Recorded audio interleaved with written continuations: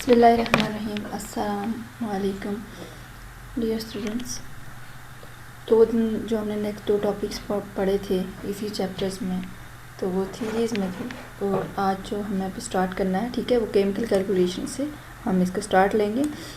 Basically जब भी हम कोई भी केमिकल कैलकुलेशंस करते हैं, केमिकल किसी भी एलिमेंट की या किसी भी कंपाउंड्स की, तो बेसिकली हम इसमें तीन चीज़ें डिस्कस करते हैं। सबसे पहली चीज़ होती है वो हमने नंबर ऑफ़ मोल या तो कैलकुलेट करने होते हैं, या नंबर ऑफ़ पार्टिकल्स कैलकुलेट करने होते हैं, और या फिर गिवन मास ऑफ सब्सटेंस जो है ना मास ऑफ सब्सटेंस जो हमने कैलकुलेट करना होता है, ठीक है। तो calculating the number of mole and number of particle from unknown mass of a substance, किसी भी जब हम सब्सटेंस की नंबर ऑफ पार्टिकल्स हमने इसके फाइंड आउट करने हैं, तो उसके लिए हम दो किस्म के इसके फार्मूलाज यूज़ करेंगे। सबसे पहला जो फार्मूला है नंबर ऑफ मोल्स है, which is equal to known mass of substance divide by molar mass of substance. यानी कि जब भी इसके नंबर ऑफ मोल हमने किसी भी चीज़ के कैलकुलेट करने होंगे, तो उसके लिए हम ये वाला फार्मूला यूज़ करेंगे, ठीक है। इसमें कौन सा आता है, number of moles which is equal to known mass of substance divided by molar mass of substance.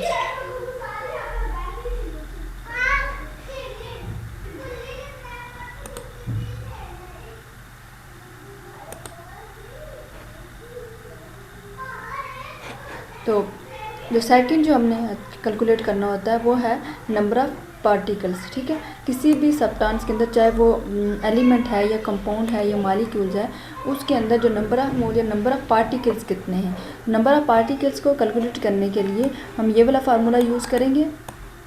Number of particle किसके इक्वल होते हैं, number of mole multiply by 6.02 multiply by 10 power 23। और ये जो 6.02 मल्टीप्लाई बाय 10 पावर 23 है, basically ये क्या है, एवोगैड्रोस नंबर है, ठीक है।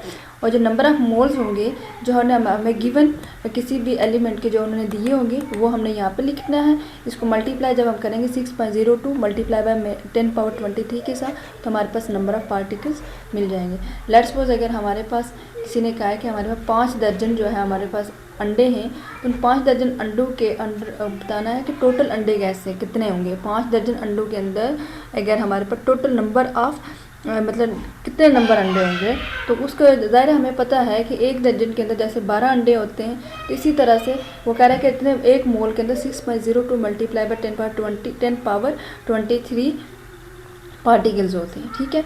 तो इसी तरीके से हम यहाँ पे भी नंबर ऑफ़ मोल्स को कैलकुलेट करेंगे। अच्छा, सबसे पहले जो यहाँ पे हमारे पास कैलकुलेशन आती है वो मोल टू मास कैलकुलेशन है, ठीक है। और मोल टू मास कैलकुलेशन हम कैसे करेंगे, इन दीज कैलकुलेशंस हमने क्या करना होता है, calculate the number of mole of substance from the non mass of substance with the help of following equation. Number of moles हमने फाइंड आउट करने के लिए number of mole non mass of substance divided by molar mass of substance. यहाँ पे हमें उन्होंने जो equation के अंदर गिवन मास दिया होगा किसी सब्सटेंस का, वो डिवाइड करेंगे उसको उसके मोलर मास के साथ, तो हमारे पास उसके नंबर ऑफ़ मोल्स आ जाएंगे, ठीक है। और अगर इसी को हम रीअरेंज करें इसी इक्वेशन को, तो हम मास ऑफ सब्सटेंस कैलकुलेट कर सकते हैं किसी भी सब्सटेंस को। यानी कि ये जो हमारे पास फार्मूला है, इसमें से हम दो तरह की कैलकुलेशंस कर सकते हैं, ठीक हो गया। आगे एग्जाम्पल नंबर 1.5 है, ठीक है। इस एग्जाम्पल के मुताबिक कह रहा है कि you have a piece of coal, आपके पास एक पीस ऑफ कोल है, ठीक है। और एक पीस ऑफ कोल है जिसका वेट कितना है, 9.0 ग्राम है, ठीक है। तो आपने क्या कैलकुलेट करना है, number of mole of coal in the given mass. Basically जो कोल होता है वो क्या चीज़ होती है, कार्बन होती है। और एक कार्बन के अंदर एक कार्बन का जो मास होता है, मोलर मास कितना होता है, 12 होता है, ठीक है। हम वहाँ ऊपर वाला जो फार्मूला है यहाँ यूज़ करेंगे, ठीक है। इस फार्मूले के मुताबिक जैसे यहाँ पे नंबर ऑफ़ मोल्स हैं, इसको हमने number of mole became equal to known mass of substance divided by molar mass of substance. तो जो हमें गिवन मास दिया वो कितना 9.0 ग्राम है, और मोलर मास इसका कितना होता है कार्बन का, आप लोगों ने याद रखना हमेशा 12 होता है, ठीक है। तो 9.0 को जब हम डिवाइड करेंगे 12 के साथ, तो 0.75 जो है हमारे पास मोल क्या आ जाएगा, इसका नंबर ऑफ़ मोल्स आ जाएंगे। यानी कि हमारे पास अगर 9.0 ग्राम कोल हो तो उसके अंदर कितने मोल्स होंगे, 0.75 मोल्स होंगे, ठीक है। और सेकंड चीज़ कौन सी है, मोल पार्टिकल कैलकुलेशन है, ठीक है। इन दिस कैलकुलेशंस में हमने क्या चीज़ कैलकुलेट करनी होती है, नंबर ऑफ मोल्स कैलकुलेट करने होते हैं। तो given number of particles divided by Avogadro's number, ठीक है। तो गिवन नंबर ऑफ पार्टिकल्स, जो गिवन नंबर उसने हमें दिया होगा उसको हम डिवाइड करेंगे किसके साथ, एवोगैड्रोस नंबर के साथ। तो हमारे पास नंबर ऑफ मोल्स ऐसे भी आ सकते हैं, ठीक है। अगर हमारे पास लेट्स सपोज एक ऐसा न्यूमेरिकल आता है केमिस्ट्री के अंदर कि वहाँ पे उसने हमें क्या दिया हुआ है, number of given number of particles दिए हुए हैं, ठीक है, ये वाले, और उसके अलावा उसने एवोगैड्रोस नंबर दिया हुआ है। तो हमें ये कह रहा है कि आपने इसके नंबर ऑफ मोल्स जो है आपने फाइंड आउट करने हैं। तो हम क्या करेंगे, पार्टिकल्स को डिवाइड करेंगे एवोगैड्रोस नंबर के साथ, तो हमारे पास नंबर ऑफ मोल्स आ जाएंगे। तो अगर लेकिन यहाँ पे हमने क्या चीज़ कैलकुलेट करनी है, नंबर ऑफ पार्टिकल्स हमने कैलकुलेट करने हैं। तो नंबर ऑफ पार्टिकल्स को कैलकुलेट करने के लिए नंबर ऑफ मोल उसने भी दिए हुए होंगे, तो सिर्फ नंबर ऑफ मोल दिए होंगे या फिर एवोगैड्रोस नंबर और नंबर ऑफ मोल दोनों दिए होंगे। तो इनमें से हमने एक चीज़ को कैलकुलेट हमने नंबर ऑफ पार्टिकल्स को कैलकुलेट करना होगा। तो उसके लिए हम क्या करेंगे कि नंबर ऑफ मोल्स को मल्टीप्लाई करेंगे 6.02 मल्टीप्लाई बाय 10 पावर 23 के साथ। तो जो हमारे पास आंसर आएगा वो क्या होगा, उसके नंबर ऑफ पार्टिकल्स होंगे, ठीक हो गया। यहाँ पे मोल मैस, ये पूरी मोल मैस कैलकुलेशन की समरी दी हुई है। अगर हमने क्या करना, मोल को अगर हमने क्या करना है, फाइंड आउट करना है, तो हम कैसे करेंगे, non mass divided by molar mass, तो हमारे पास नंबर ऑफ मोल्स आ जाएंगे, ठीक हो गया। अगर हम मोल को मल्टीप्लाई करेंगे मोलर मास के साथ, तो हमारे पास मैस ऑफ सब्सटेंस निकलेगा, ठीक है। इसी तरह से नंबर ऑफ पार्टिकल्स को डिवाइड करेंगे एवोगैड्रोस नंबर के साथ, तो हमारे पास मोल्स भी बन सकता है। या फिर अगर हम मोल को मल्टीप्लाई करेंगे एवोगैड्रोस नंबर के साथ, तो हमारे पास नंबर ऑफ पार्टिकल्स आ सकते हैं। ये पूरा एक उन्होंने एक माइंड मैप दिया हुआ है, आप इसको एक दफ़ा गौर से देख लें, फिर आपको इजीली ये चीज़ें समझ आ जाएंगी। अब नेक्स्ट एग्जांपल है हमारे पास, कह रहा है कि calculate the number of mole, number of molecules and number of atom present in 6 gram of water. कह रहा है 6 ग्राम हमारे पास वाटर है, उसके अंदर आपने 3 चीज़ें कैलकुलेट करनी है, ठीक है। नंबर ऑफ उसके मोल कैलकुलेट करने हैं, नंबर ऑफ मॉलिक्यूल्स कैलकुलेट करने हैं, नंबर ऑफ एटम आपने कैलकुलेट करने हैं, ठीक है। फर्स्ट ऑफ ऑल हम क्या करेंगे कि अब उसने जो गिवन मैस दिया हुआ है किसका, वाटर का, वो है ये जो गिवन मैस है इसका, ठीक है, वो कितना है, 6 ग्राम है, ठीक है। और जो मोलर मैस होता है ना एक वाटर का, वो कितना होता है, कितना 18 ग्राम होता है। 18 कैसे होता है, एक हाइड्रोजन का जो मैस होता है वो कितना होता है, 1 होता है। तो यहाँ पे 2 हाइड्रोजन हैं, ठीक है। तो 2 हाइड्रोजन का मैस कितना होगा, 2 का किसके इक्वल होगा, 2 के इक्वल होगा, ठीक है।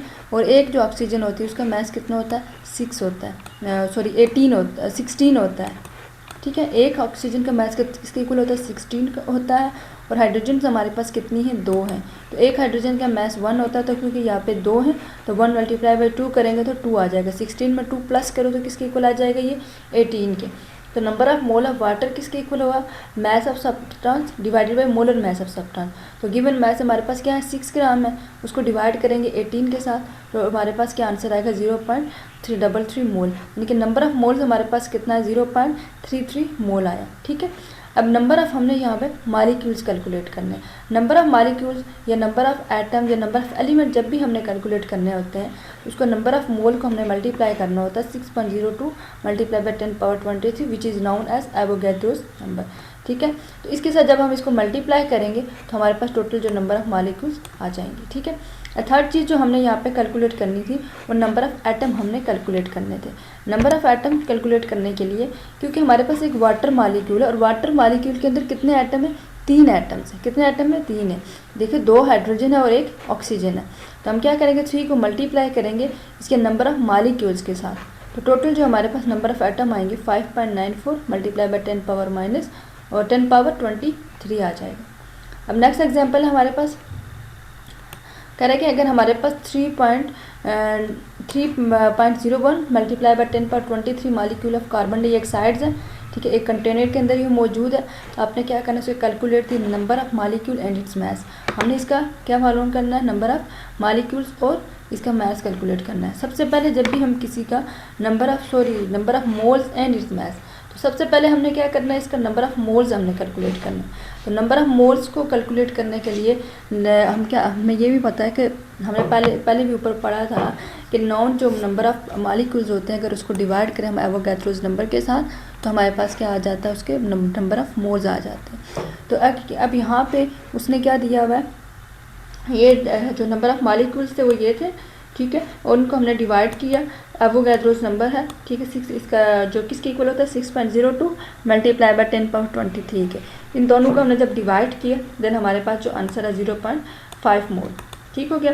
जो सेकंड चीज़ हमने यहाँ पे कैलकुलेट करनी थी, मैस ऑफ सब्सटेंस हमने कैलकुलेट करना था।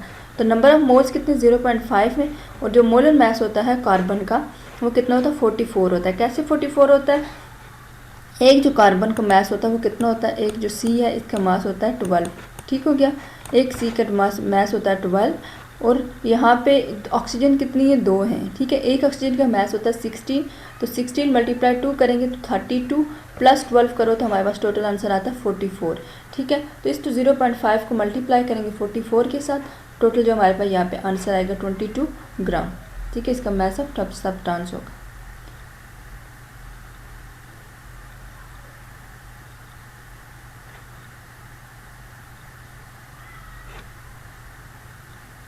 ठीक है, अब हमने आगे जो टॉपिक है वो है मॉलिक्यूलरिटी ऑफ फिजिकल वर्ल्ड, ठीक है। Nature of physical world as perceived through main sense has been investigated in depth. The largest lesson we learnt in 20th century is that chemistry has been central side. It leads to discovery of every chemical reaction in any living and non-living thing and based on formation of molecule. A reaction is a smallest living organism and the most developed species like man always take place through the process of molecule formation. Hence provide the basis of molecularity of the physical world, ठीक है।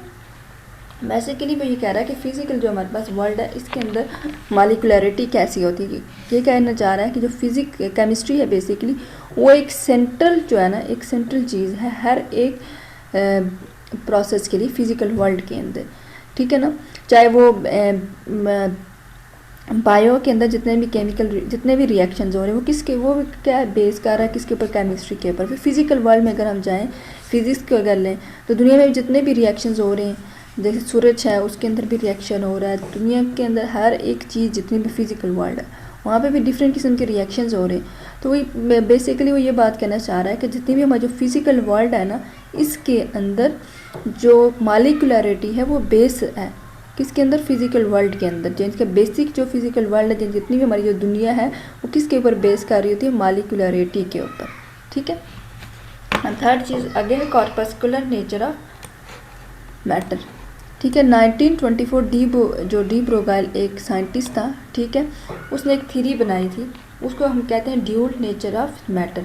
उसने ये कहा है कि जो matter है वो एक्ट कर सकता है एज अ पार्टिकल भी, एज अ वेव भी, ठीक है। पार्टिकल कैसे कि जैसे भी कोई भी चीज़ जैसे बॉल हो गई या इस तरह की चीज़ जो पार्टिकल है, और वेव जिसे हम छू तो नहीं सकते, सिर्फ हम देख सकते हैं, जैसे कि लाइट वेव्स हो गई, इलेक्ट्रिक वेव्स हो गई, ये मोबाइल के आपके जो सिग्नल्स आते हैं ये भी वेव्स की फॉर्म में आता है, ये जो हम बोलते हैं हमारी आवाज़ है ये भी एक वेव है। तो कह रहा है कि जो मैटर है ये वेव की फॉर्म में भी हो सकता है और ये पार्टिकल की फॉर्म में भी हो सकता है। तो इस आइडिया को अपने उसने एक्सप्लेन करने के लिए इसने 2 आइडियाज़ उसने वहाँ पे इसके बैकग्राउंड में एक्सप्लेन किए जिनके अपने इस आइडिया को सपोर्ट करने के लिए। तो उसने कहा कि दैट दीज टू से जो दोनों सिस्टम्स हैं वो दूसरे के do not remain detach from each other, दूसरे से डिटैच नहीं हो सकते, दूसरे के साथ क्या बेसिकली एक दूसरे से साथ कनेक्टेड है। और उसने डिफरेंट किस्म की मैथमेटिकल जो उसने एविडेंसेस बनाई और उससे इसने कहा कि उससे इसने जो कॉर्पस्कुलर नेचर ऑफ जो मैटर है उसको डिवाइस किया, ठीक है। यानी कि बेसिकली कॉर्पस्कुलर नेचर ये है कि जो मैटर है वो वेव के तौर पे भी काम कर सकता है और वो पार्टिकल के तौर पे भी काम कर सकता है।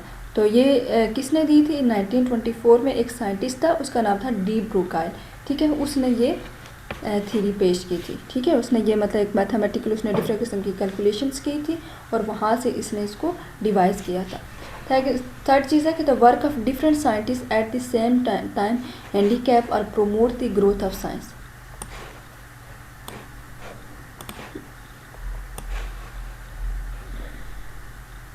Over the course of human history, humanistic people have developed many interconnected and validated ideas about the physical, biological, psychological, and social world, and those ideas have enabled successive generations to achieve increasing comprehensive and reliable understanding of human species and environment. The means used to develop these ideas as particular way of observing, thinking, experimenting, and validating.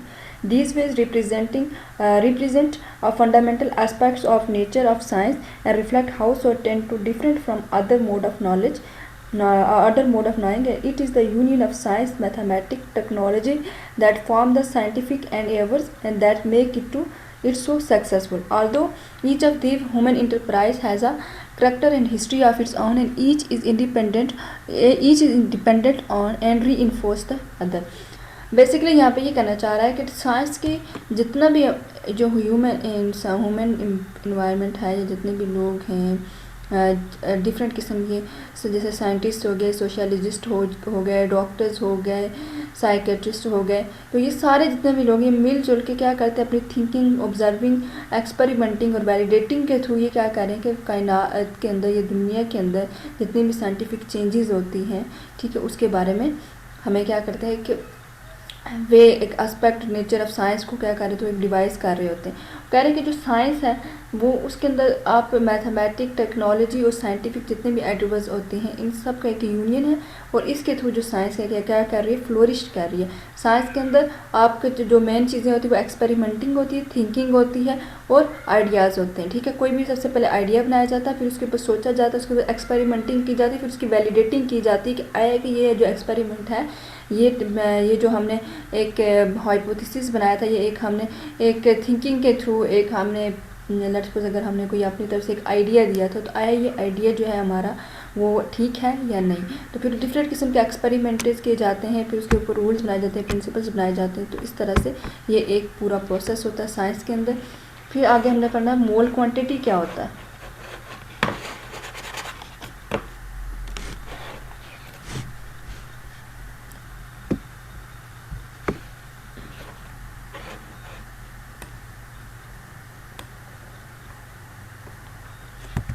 थोड़ी खत्म हो गया। अच्छा, मोल quantity क्या होता है कि computer,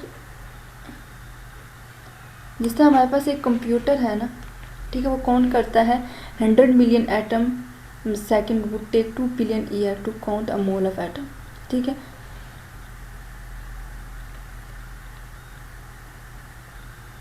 जो एक कंप्यूटर है उसकी जो स्पीड है, ठीक है, किसी भी एटम्स को कैलकुलेट करने की एक सेकंड के अंदर कितनी 10 मिलियन है।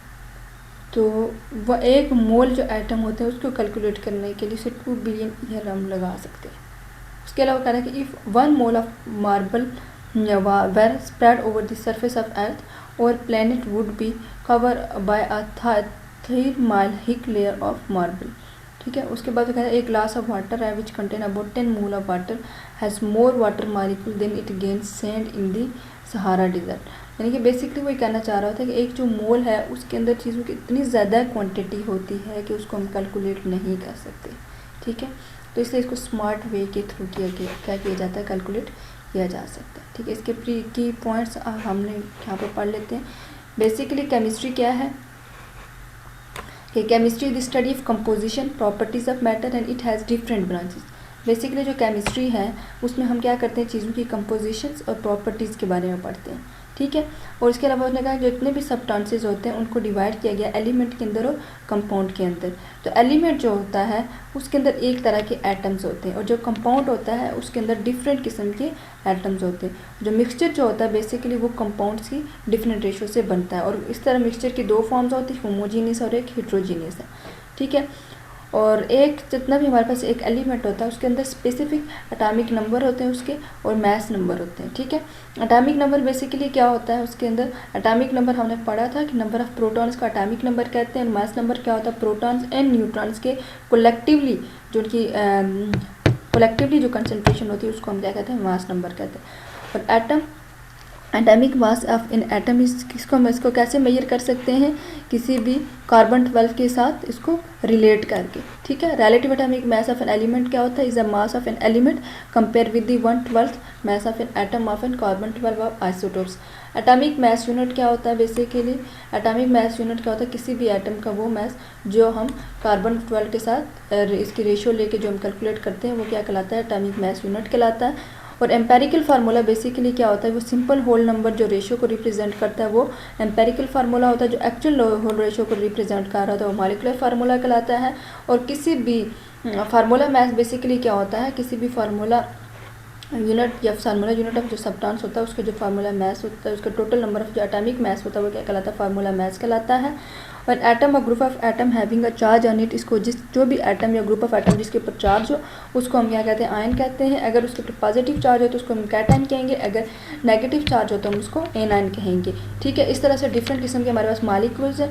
मॉलिक्यूल्स में मोनोएटॉमिक है, पॉलीएटॉमिक है, होमोएटॉमिक और हेटेरोएटॉमिक है, ठीक है। मोनोएटॉमिक कौन से होते हैं, जिसके अंदर एक ही एटम हो। और पॉलीएटॉमिक कौन से होते हैं, जिसमें दो या दो से ज़्यादा हों। और होमोएटॉमिक कौन सा होता है, जिसके अंदर एक जैसे एटम हो। और हेटेरो कौन सा होता है, जिसके अंदर डिफरेंट किस्म के एटम हो, ठीक है। और ना एक मोल जो हमारे पास पार्टिकल्स होता है उसके अंदर जितने सबस्टेंसेस होते हैं वो किसके इक्वल होते हैं, एवोगैड्रोस नंबर के इक्वल होते हैं।